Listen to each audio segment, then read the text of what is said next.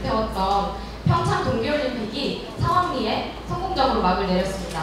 이번 평창올림픽이 전 세계로부터 큰 관심을 받았던 것은 4년 만에 열리는 올림픽이라는 점도 있었겠지만 국제사회를 향해서 지난 몇 년간 배타적인 태도를 고수해왔던 북한이 2년 만에 대화의 물꼬를 텄다는 점도 컸을 것입니다.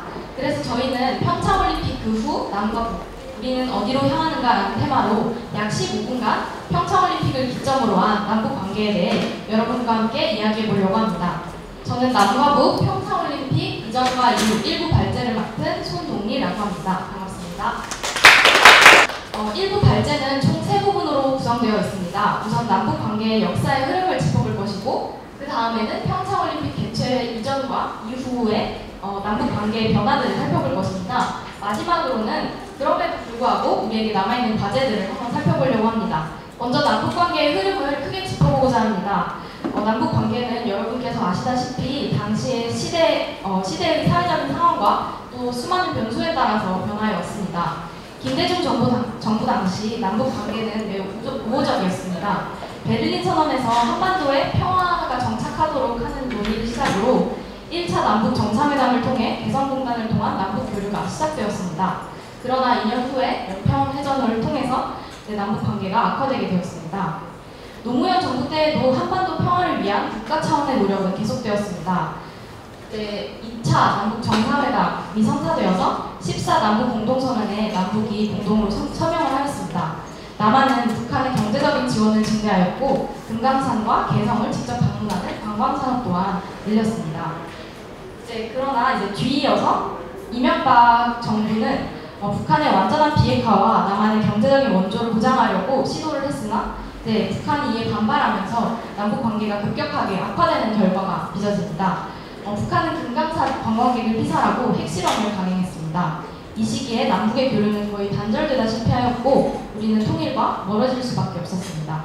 뒤이은 박근혜 정부는 악화된 남북 관계의 통일 대박론을 주장하면서 통일에 대한 의지를 굳게 표명을 했습니다. 이러한 의지를 담은 드레스덴 구상 또한 발표를 하였지만 북한은 우리의 대화 의지에 불응하였고 그리고 연일 미사일을 포격해왔습니다. 문재인 정부가 들어선 이후에는 문 대통령은 한반도 평화 정착을 위한 남북 관계 개선에 적극적인 의지를 표명해왔습니다. 그리고 그러한 정신을 담은 신베를린 선언 또한 발표했습니다. 이런 가운데 평창올림픽 개최가 준비되었고 그 준비 단계에서 북한이 어떤 선택을 발휘할지 관심이 집중이 되었습니다. 이제부터는 평창올림픽 개최를 전후로 해서 남북의 이해관계에 어떤 변화들이 있었는지 간단하게 알아보려고 합니다. 먼저 평창올림픽 개막 이전의 준비 단계에는 우리나라뿐만 아니라 전 세계적으로 남북 관계를 우려하였습니다. 지난해 북한은 핵전쟁을 언급하면서 연일 미사일을 발사해왔고 미국은 북의 도발에 맞서서 강력한 압박으로 대응을 해왔습니다. 북한의 연이은 도발과 미국의 강력한 압박, 긴장 상태 속에서 평창올림픽이 무사히 치러질 수 있을 것인지에 대한 우려는 전 세계적으로 모두가 같이 하는 고민이었습니다. 그런데 평창올림픽 개최 이전에 국면이 크게 전환되었습니다. 북한이 평창올림픽 참가 의사를 공식적으로 표명한 것인데요. 이에 따라 우리는 적극적으로 대응을 하였고 북한과 올림픽에서의 남북 공동 입장을 발표하였습니다. 또한 판문점 연락망도 개통을 하였고요. 무엇보다 주목받았던 것은 아이스하키 단일팀입니다. 남한과 북한 선수들이 한 팀을 이루어서 경기에 참여한다는 점, 그것 자체로 우리나라뿐만 아니라 전 세계적으로 큰 주목을 받았던 것이죠. 이렇게 평창올림픽 개최 이전 그리고 이후에는 한반도에 적잖은 변화들이 있었습니다. 올림픽이 성공적으로 개최되었고 그 이후에도 남북은 꾸준하게 접촉을 해왔습니다. 북한 노동당 위원장의 여동생인 김여정 제1부부장에 이어서 김영남 상임위원이 우리나라의 특사로 파견되었습니다. 평창올림픽의 폐막식에는 김영철 조선노동당 부위원장이 방문해서 문 대통령과 대화를 하는 자리를 갖기도 했습니다. 이렇게 평창올림픽은 남북 관계를 적잖게 변화하게 했습니다. 우리는 평화로 한 걸음 다가가는 것처럼 많이 보였지만 여전히 우리가 통일로 가는 길목에는 큰 과제가 남아있습니다. 한반도 비핵화와 같은 그런 과제가 남아있는 것인데요. 미국은 북한이 비핵화를 행동에 옮기기 이전까지 대화하지 않겠다는 강력한 입장을 보여왔습니다. 그래서 우리 정부는 북미 사이의 균형점을 찾으면서 중재자 역할을 잘 수행해 왔는데요. 그 끝에 북한과 미국은 오는 5월에 회담을 약속했습니다. 평창 올림픽의 영향으로 남북 관계가 통일로 가고 있다 이렇게 확언할 수는 없지만 올림픽 이후에 남북 관계가 설레없는 변화를 경험하고 있다는 것은 사실이 아닐 수 없습니다. 지금부터 이어질 발표의 2부에서는 1부에서 앞서 설명해드린 남북 관계와 그리고 남은 과제들을 토론을 통해서 어떻게 하면 새롭고 다각적으로 접근해 볼 수 있는지 살펴볼 것입니다. 감사합니다. 네, 안녕하세요. 2부 발표를 맡은 정치외교학과 임승호라고 합니다. 사실 뭐 2부 발표라고 해서 거창한 게 있는 건 아니고요. 앞에서 얘기한 주제들을 이제 어떻게 토론이라는 과정을 통해서 좀 더 심층적으로 분석할 수 있을지에 대해서 얘기를 나눠보도록 하겠습니다. 이처럼 뭐 논제를 뽑아내고 그 논제를 토론이라는 과정을 통해서 심층적으로 탐구하는 것이 저희 고란도란이 생각하는 토론의 의의라고 생각하는데요. 여러분들께서는 그럼 토론이란 무엇인지에 대해서 고민해 보신 적 있으신가요, 혹시?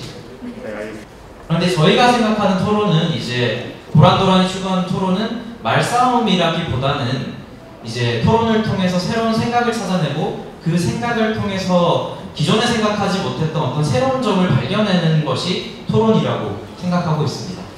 그래서 앞서 말했던 이 대북 관계 그리고 평창올림픽에 관련된 토론을 진행하기에 앞서서 키워드들을 뽑아봐야 할 텐데요. 키워드들은 뭐 직접적으로 연관되는 평창올림픽, 통일이라는 키워드도 있겠지만 좀 더 심층적인 토론을 위해서는 이러한 직접적인 어떤 좁은 의미의 키워드 말고 미국이나 국제사회 또는 중재외교와 같은 좀 넓은 범위의 키워드를 다뤄줄 필요가 있습니다.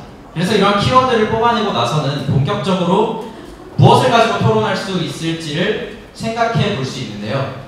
우리가 흔히 토론이라고 하면 여러분들께서 쉽게 떠올리는 것은 이제 뭐 JTBC나 MBC 같은 시사 프로그램에서 하는 찬반 토론이 대부분입니다. 그래서 1번 논제를 보시면 평창올림픽을 통한 남북관계의 진전이 통일까지 이어질 수 있는가? 라는 질문은 그렇다, 아니다 라는 찬성과 반대 입장으로 나뉠 수 있지만 고란도란이 추구하는 토론은 단순히 찬반 토론에만 머무르는 것이 아니라 다양한 토론을 하고 있는 대표적인 것이 바로 원탁 토론입니다. 원탁 토론의 2번 문제를 보시면 다가올 북미 정상회담을 이끈 문재인 정부의 외교에 대하여 어떻게 평가하는가 라는 논제는 찬성이나 반대를 나눌 수 있는 논제는 아닙니다. 이것에 대해서는 다양한 의견들이 존재할 것이고 이 다양한 의견들을 표출함으로써 일종의 뭐 찬반이 갈리는 것이 아니라 합의점에 다다를 것이 원탁 토론의 목표겠지요. 그렇다면 이제 앞에서 나온 논제들 중 하나를 직접적으로 뽑아보도록 하겠습니다. 이게 아까 1번 논제였던 것 같은데요. 평창올림픽을 통한 남북관계의 진전이 통일까지 이어질 수 있는가 라는 논제를 뽑게 되면 우선 논제의 시의성 측면에서 보면 평창올림픽이라는 것은 비록 지금 뭐 끝나긴 했지만 아직까지 이제 대북관계에 관련해서 논의가 되고 있고 또 대북관계가 지금 한반도에서 논의되고 있는 주제들 중 가장 중요한 것이기 때문에 시기성 측면에서 굉장히 적절하다고 할 수 있겠습니다. 그렇다면 이제 찬성 반대를 입장을 나눌 수 있겠죠. 왜냐하면 찬반 토론이니까.